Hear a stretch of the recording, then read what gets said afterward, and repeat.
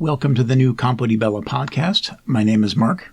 I'm Marianne Bellazzini. Yeah, I know who you are. Okay, good. You're looking at me like you don't know who I am. Okay, so anyway, we're going to try something a little bit different this week.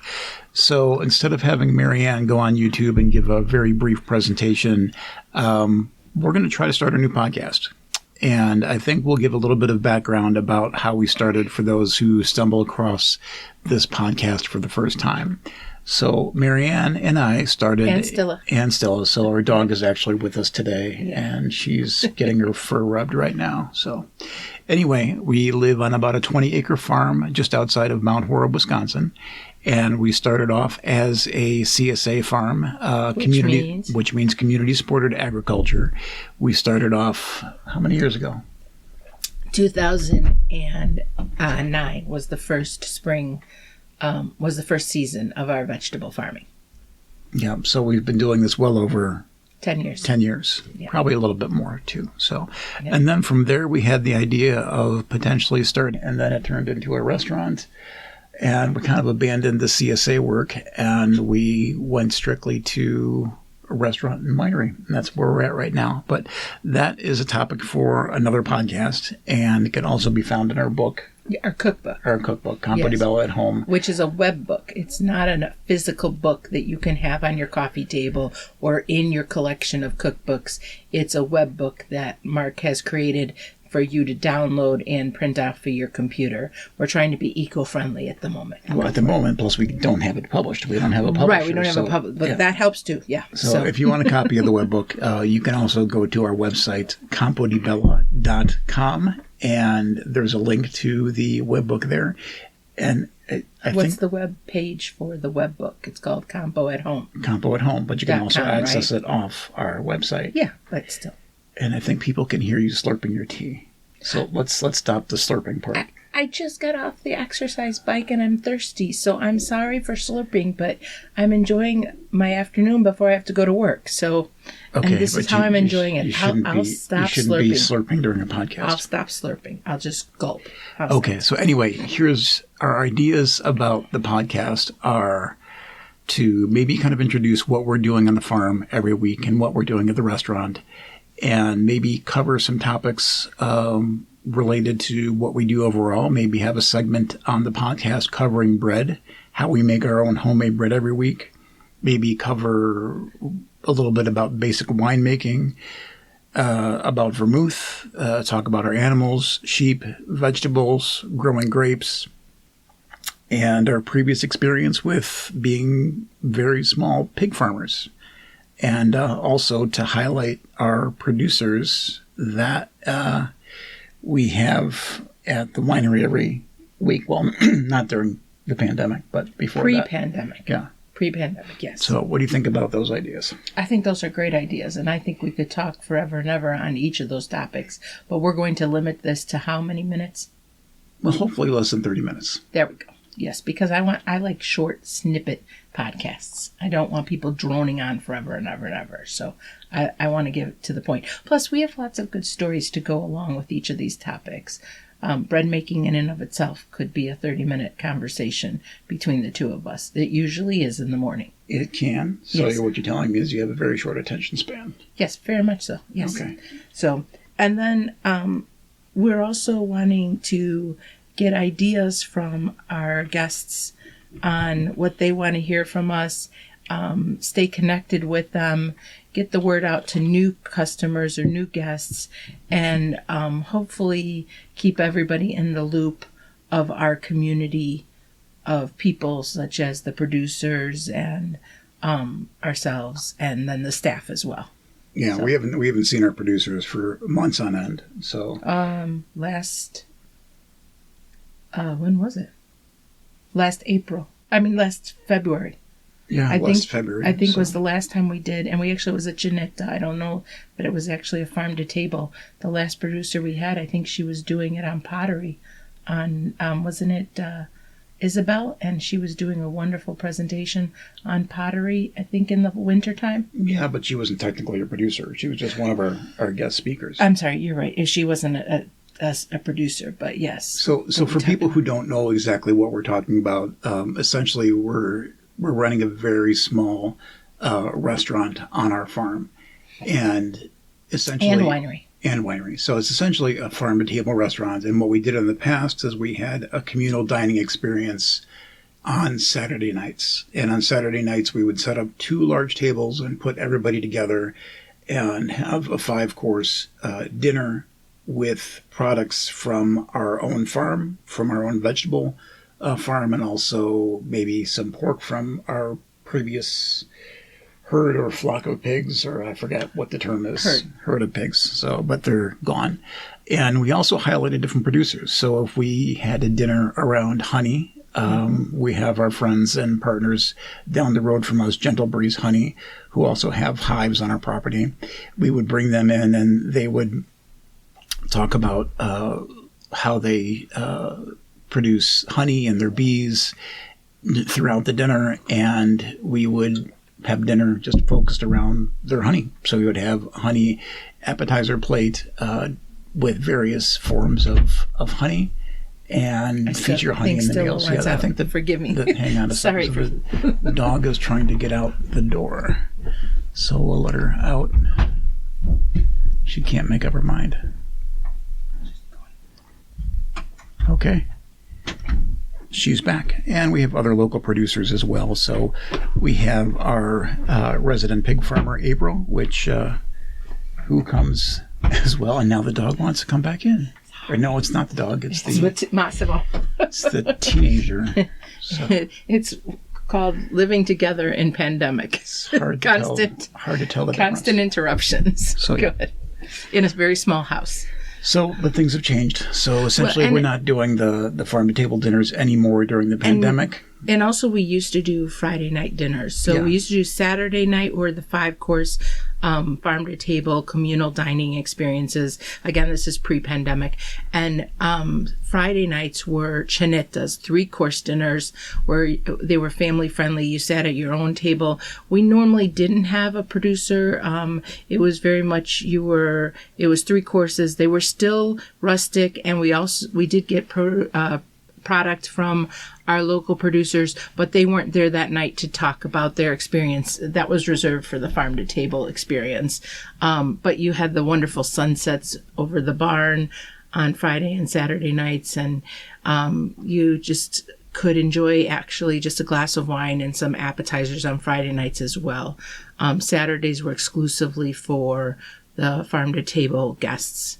And those were closed events, and they're prepaid online, as well as it's a fixed menu. So given the small staff that we have, it's Mark and I right now, really it makes it hard to try to individualize the courses to different people and different people's tastes and or lifestyle choices. And so unfortunately we're unable to do that given the size of our restaurant. Yeah, so at this point, we're just doing takeout on Fridays only. And as Marianne said, it's a fixed menu, pre-order by Wednesday night. But this is kind of a topic for another podcast about the pandemic and how things have changed and what we're going to and how we're going to potentially, hopefully, reopen to in-house dining and on-farm dining this spring and summer. But and we're not even sure what that may look like. Yeah, so we don't know. We're still up in the air on what our guests would want and what our staff and ourselves can handle.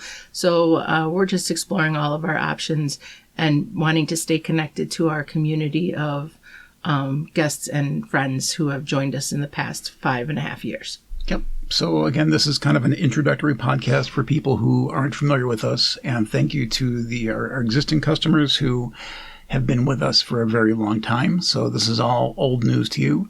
And hold that thought, because we have quite a few different tiers of guests and customers. We also have a farm stay on our farm where people can spend the night. That's been closed since the pandemic started. But we have been fortunate enough to meet a variety of people from not only our area, but also the state of Wisconsin, as well as neighboring states and as far away as California. And so thank you to everyone who's either joined us for one meal or many meals or stayed on our farm or bought product from us through the pandemic, either the to-go items or the takeout meals, and have always been there to support us in one way or another, or just love our vermouth and buy our vermouth whenever they're in the area. And our wine. We greatly appreciate that. And please know that every little bit of support and purchase does help our business continue to thrive in these unprecedented times. And I know you don't like that word. Okay, but if I hear unprecedented one more time, I'm going to scream. It is unprecedented. It's not unprecedented.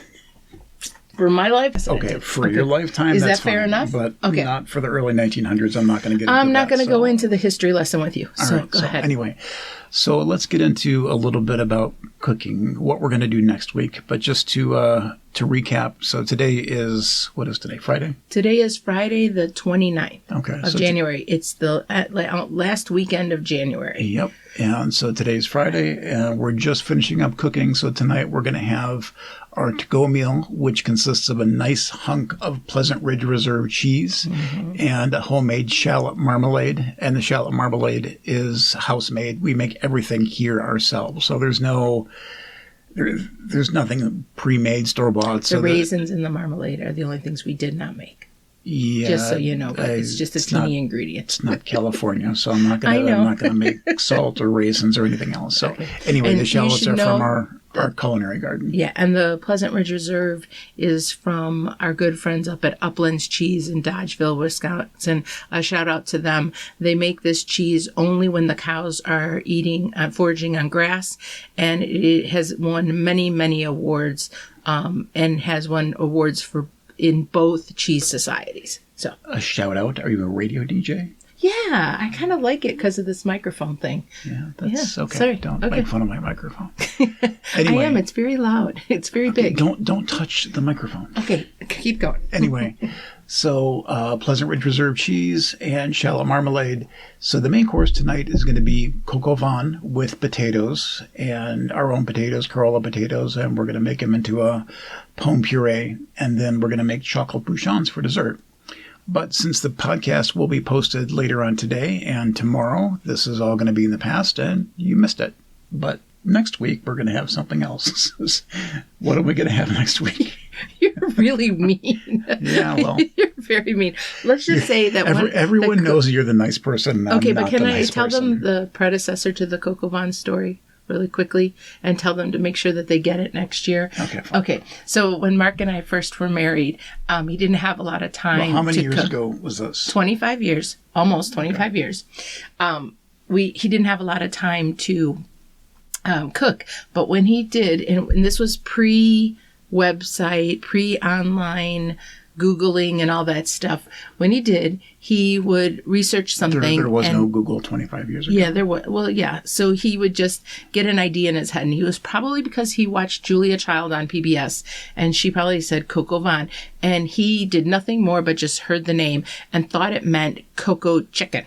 And so one night he said he was going to cook me dinner, and he took some chicken breasts and he poured hot chocolate over it and put it in the oven, and he presented it as coq au vin. We quickly later learned that coq au vin actually means chicken and wine, not hot chocolate. And so, thankfully, his culinary skills have come a very long way, and he is an amazing chef. And coq au vin is one of my favorite meals that he makes. It's all how you spin things. I could have just said it's a very delicate chicken breast that's lightly poached in chocolate. It was disgusting looking and disgusting eating. So there was no spinning that one that time. Okay. But needless to say, he's come a long way. So if you get the opportunity to either have it in-house or take out, I recommend, if we do it again, that you grab a takeout meal and or purchase a reservation.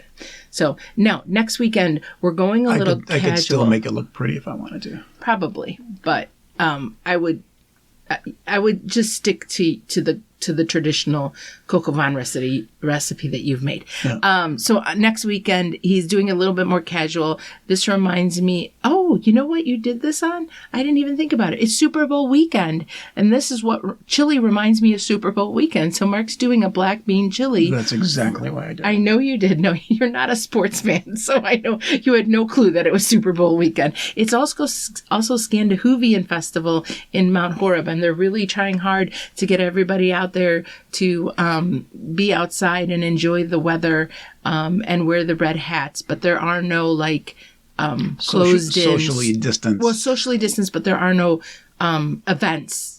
In-house events. A lot of them are virtual this year. So check out the chamber sponsoring that event, and it'll be a fun one. It's when all the Mount Horeb residents go out in their little Scandinavian red pointy hats and just go around town, and there's a bunch of different activities: turkey bowling, a spelling bee. There's also an ugly beard contest and stuff. A lot of those things, like I said, have changed this year because of COVID. But do check it out, and if you can, just go for a lovely walk in one of the beautiful county parks we have nearby. Anyway, I'd rather be inside. Why? Is it going to be really cold? It's going to be cold outside, and I'd rather be inside. Not if you're a hardy Scandinavian. No, you can be out there and handle it. Just dress warm and have nice warm gloves.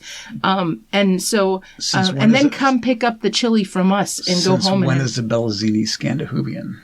We're not. We're paisans to the Scandinavians. Okay, we're paisans. Anyway, so we're starting that meal off with a chunk of homemade cornbread. Okay, let's rephrase that. How about a slice? A chunk doesn't sound I love a big chunk of bread. Appetizing. Yes, it does. It's like a nice big...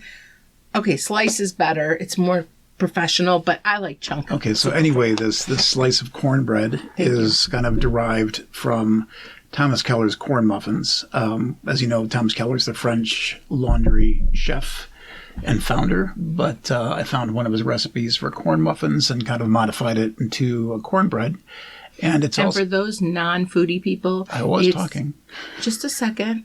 Out of Yountville, California, that is where he is. Where his French laundry restaurant, his Bouchon Bakery, and Bouchon Bistro are all at. Go ahead now. It's not actually a French laundry. It used to be a French laundry. What's it called now? The French Laundry. But it's not a laundry.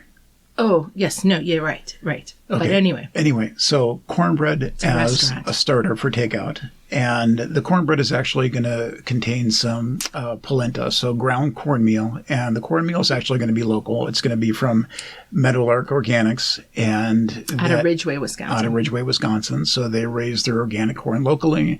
And they've provided us a nice polenta integrale.